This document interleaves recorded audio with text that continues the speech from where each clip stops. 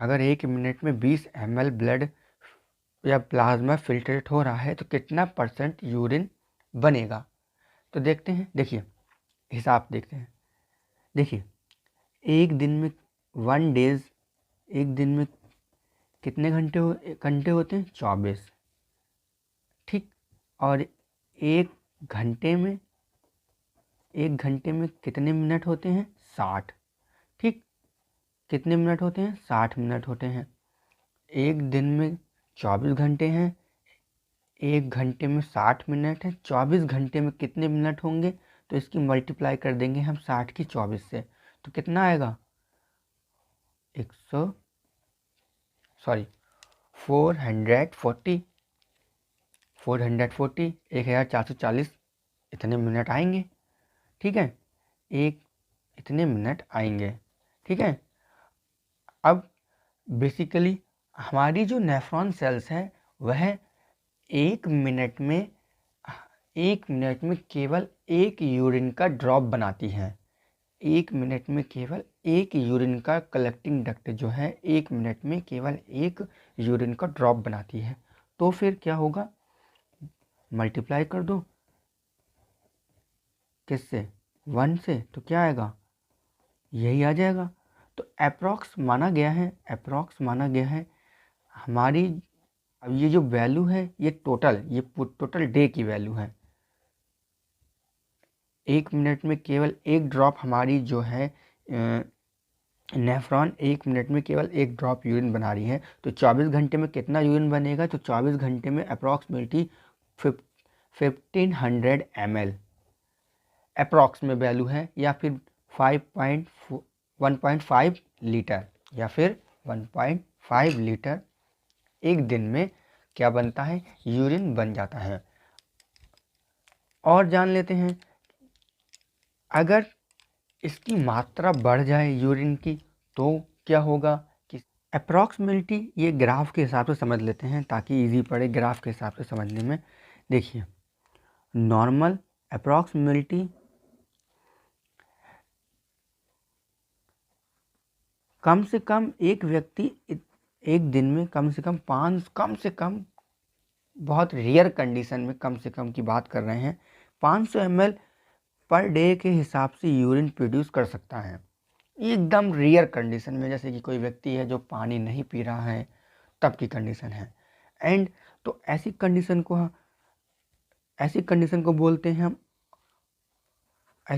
को बोलते हैं ओलिगोयूरिया।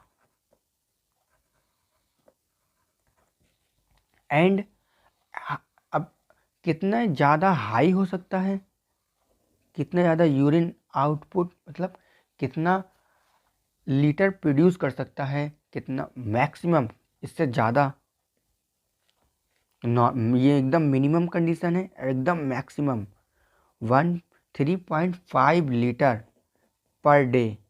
इस कंडीशन को हम बोलते हैं पॉलीयूरिया।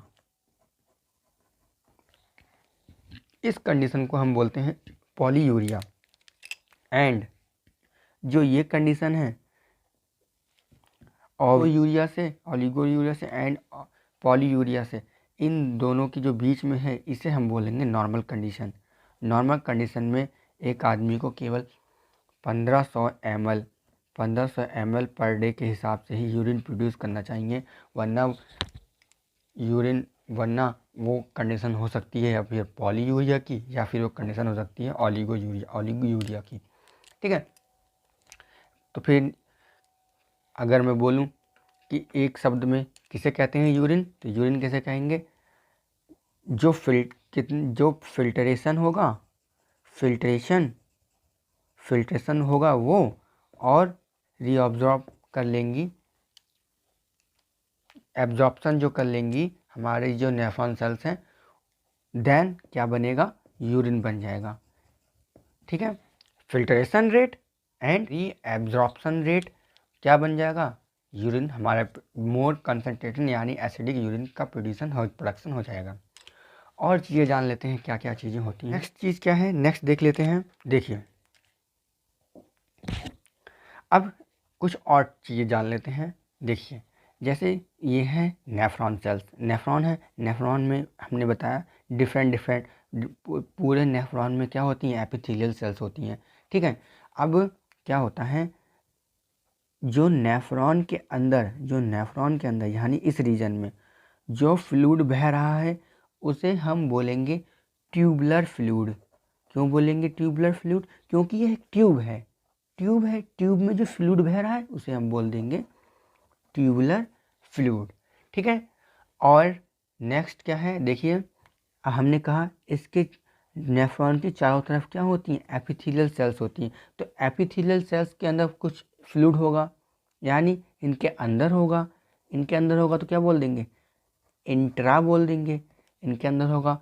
और ये है क्या, बेसिकली सेल है, तो क्या बोल देंगे, सेलुलर बोल देंगे, इंट्रासेलुलर फ्लूइड, इंट्रासेलुलर फ्लूइड बोल देंगे। एंड अब इन सेल्स और इन आर्टरीज के बीच में भी स्पेस होता है।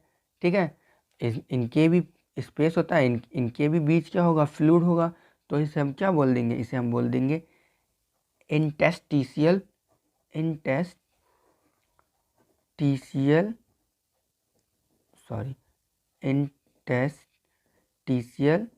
Fluid, interstitial fluid. एंड जो एफरेंट आर्ट्रियोल में जो फ्लूइड बह रहा होगा वो क्या होगा, बेसिकली वो होगा ब्लड फ्लूइड, ब्लड का फ्लूइड।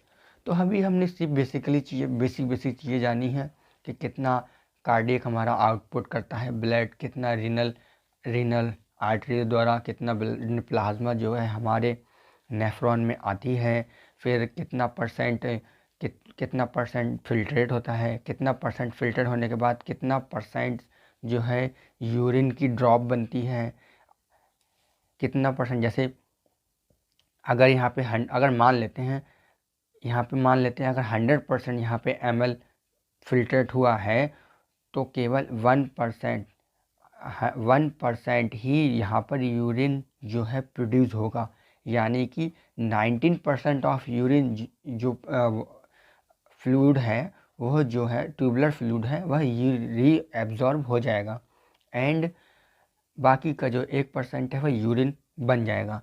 ठीक है, फिर हमने जाना डिफरेंट रीजन में कौन कौन सी सेल्स होती हैं, और हमने जाना यूरिन कब कितना बनता है, कितने रीजन में जान लिया कि एक रीजन मतलब 1 मिनट में कितना ml यूरिन प्रोड्यूस होता है। तो 1 मिनट में केवल 1 ml यूरिन प्रोड्यूस होता है 1 मिनट में।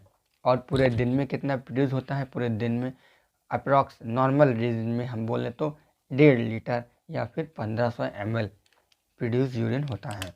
अब हम जानेंगे कैसे कैसे डायूरेटिक्स की चीज़ें होती हैं, कैसे कैसे फार्माकोलॉजी इस पे वर्क करती है, कैसे कैसे कौन कौन सी मेडिसिन वर्क करती हैं। क्योंकि हमें जानना है क्या है डायूरेटिक्स में। नॉर्मल केसेस में देखा गया है जो डायूरेटिक्स में होते हैं उसमें यूरिन आउटफ्लो ज़्यादा हो जाता है, तो उसी चीज़ को आज हम डिस्कस करेंगे। तो देखिए ये एक बड़ा सा स्ट्रक्चर है नेफ्रॉन का, इसमें हम सारी चीज़ें, यही हमारा एक मेन चार्ट है, इसी में हम सारी चीज़ों को इंक्लूड करेंगे। तो ये है, बना लेते हैं, ये है एफरेंट आर्ट्रियोल, ये क्या है, एफरेंट आर्ट्रियोल। एंड ये क्या है, इफरेंट आर्ट्रियोल, ये क्या है, इफरेंट आर्ट्रियोल।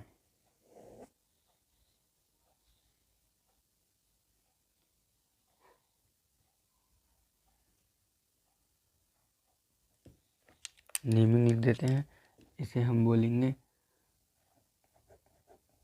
एफरेंट आर्ट्रियोल, ये है efferent arteriole, efferent arteriole.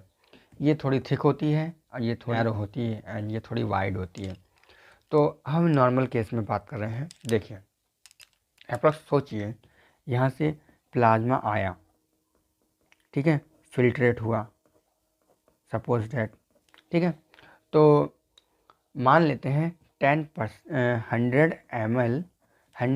ml जो है प्लाज्मा फिल्ट्रेट हुआ। अब 100 ml प्लाज्मा फिल्ट्रेट हुआ तो नेफ्रॉन में डिफरेंट रीजन में डिफरेंट एब्जॉर्प्शन होता है, तो उसी को ही हम जानेंगे। ठीक है, तो जैसे एक रीज़न ये है पीसीटी पर बेसिकली क्या होता है इसको जानेंगे। एंड दूसरा रीज़न है हमारा thick part of ascending loop of Henle, इस पे जानेंगे। एंड अगला है डिजिटल कॉन्वोल्यूटेड ट्यूब्यूल। तो ये जो बड़ी बड़ी हैं ये सेल्स हैं, एपिथेलियल सेल्स हैं, उनको बड़ा बनाया है ताकि स्टडी करने में आसान रहे। ये है कलेक्टिंग डक्ट की सेल्स। तो डिफरेंट रीजन पे हमने डिफरेंट, तो यानी एक रीजन तो पीसीटी पर है, एक रीजन जो है हमारा thick part of ascending loop of Henle पर है, और एक है डीसीटी पर, एंड एक है कलेक्टिंग डक्ट पर। तो डिफरेंट रीजन पे हम पहले जानेंगे। पहला क्या है, पहले में केवल हम आज इसको देखेंगे, उसके बाद फिर इसको देखेंगे, फिर इसके बाद ये रीजन देखेंगे, फिर उसके बाद कलेक्टिंग डक्ट देखेंगे। और इसी पर ही हम क्या करेंगे, इसी पर ही हम ड्रग को अप्लाई करके देखेंगे। देखिए क्या होता है।